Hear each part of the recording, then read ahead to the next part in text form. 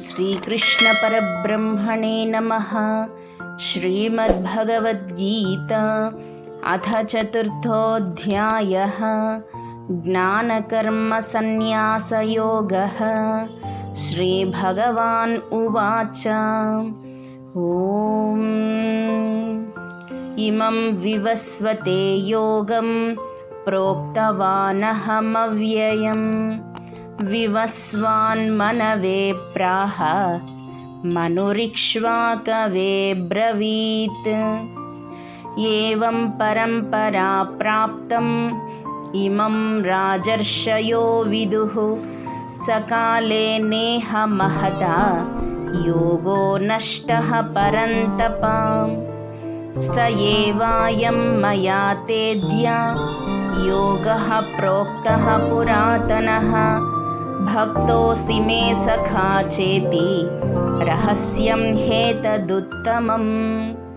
अर्जुन उवाच अपरं भवतो जन्म परं जन्म विवस्वतः कथमेतद्विजानीयां त्वमादौ प्रोक्तवानिति।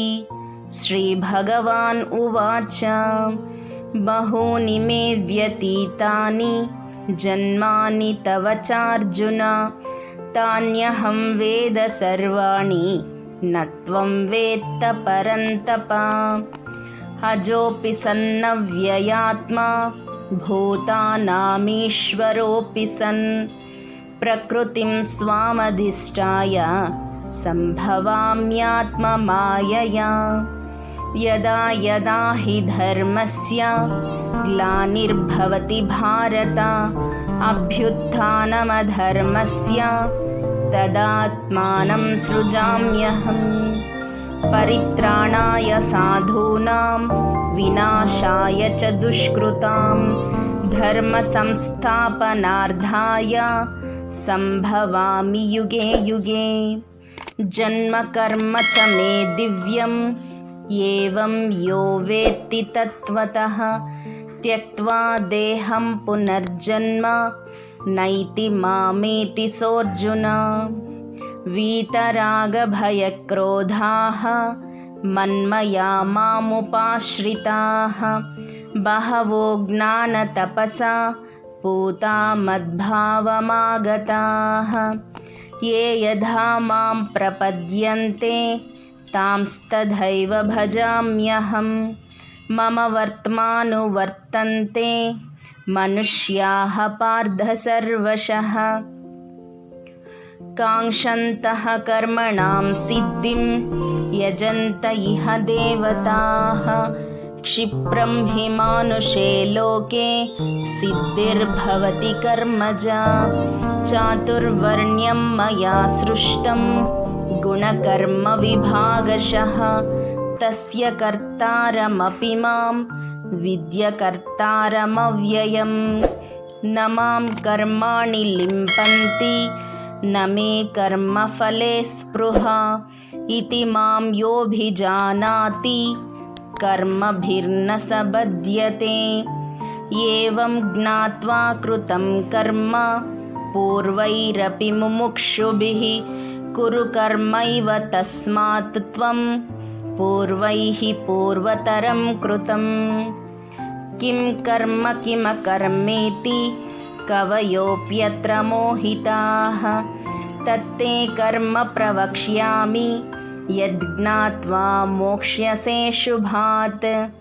कर्मणो ह्यपि बोद्धव्यं च विकर्मणः अकर्मणश्च बोद्धव्यं गहना कर्मणो गतिः।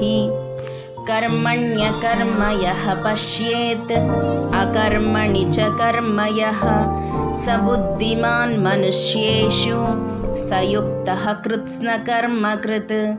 यस्य सर्वे समारम्भाः कामसङ्कल्पवर्जिताः ज्ञानाग्निदग्धकर्माणं तमाहुः पण्डितं बुधाः। त्यक्त्वा कर्मफलासङ्गं नित्यतृप्तो निराश्रयः कर्मण्यभिप्रवृत्तोऽपि नैव किञ्चित् करोति सः। निराशीर्यत चित्तात्मा त्यक्त सर्वपरिग्रहः शारीरं केवलं कर्म कुर्वन्नाप्नोति किल्बिषम् यदृच्छालाभसन्तुष्टो द्वन्द्वातीतो विमत्सरः समः सिद्धावसिद्धौ च कृत्वापि न निबध्यते गतसङ्गस्य मुक्तस्य ज्ञानावस्थितचेतसः यज्ञायाचरतः कर्म समग्रं प्रविलीयते ब्रह्मार्पणं ब्रह्महविः ब्रह्माग्नौ ब्रह्मणाहुतं ब्रह्मैव तेन गन्तव्यं ब्रह्मकर्मसमाधिना दैवमेवापरे यज्ञं योगिनः पर्युपासते ब्रह्माज्ञावपरे यज्ञं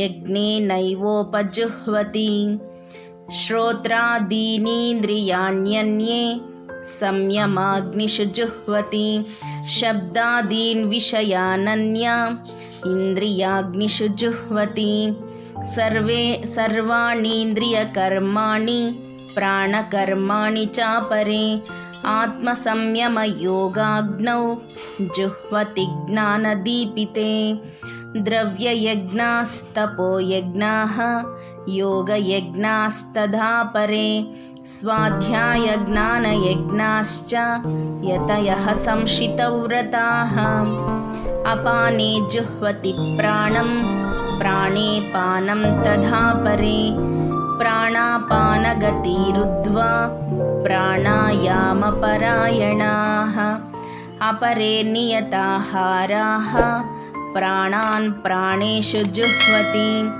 सर्वेऽप्येते यज्ञविदो यज्ञक्षपितकल्मषाः यज्ञशिष्टामृतभुजो यान्ति ब्रह्म सनातनं नायं लोकोऽस्त्ययज्ञस्य कुतोऽन्यः कुरु सत्तमा एवं बहुविधा यज्ञाः वितता ब्रह्मणो मुखे कर्मजान् विद्दितान् सर्वान् एवं ज्ञात्वा विमोक्ष्यसे श्रेयान् द्रव्यमयाद्यज्ञात् ज्ञानयज्ञः परन्तप सर्वं कर्माखिलं पार्थ ज्ञाने परिसमाप्यते तद्विद्धि प्रणिपातेन परिप्रश्नेन सेवया उपदेक्ष्यन्ति ते ज्ञानं ज्ञानिनस्तत्त्वदर्शिनः यज्ञात्वा न पुनर्मोहम् एवं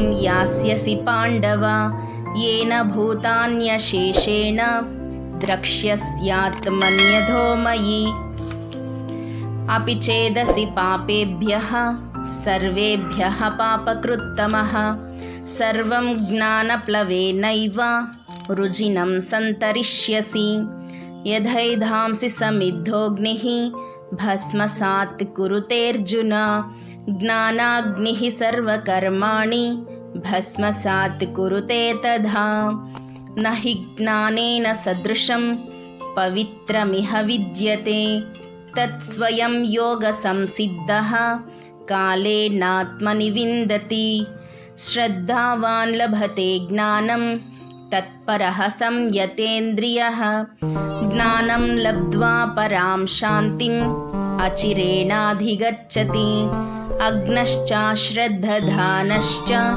संशयात्मा विनश्यति नायं लोकोऽस्ति न परो न सुखं संशयात्मनः योगसन्न्यस्तकर्माणं ज्ञानसंच्छिन्नसंशयम् आत्मवन्तं न कर्माणि निबध्नन्ति धनञ्जय तस्मादज्ञानसम्भूतं हृत्स्थं ज्ञानासीनात्मनः चित्वैनं संशयं योगम् आतिष्ठोत्तिष्ठ भारत।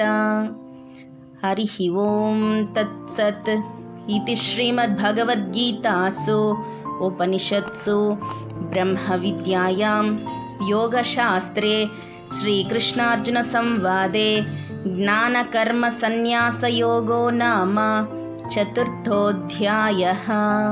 सर्वं श्रीकृष्णपरब्रह्मपादार्पणमस्तु। हरिः ओम्।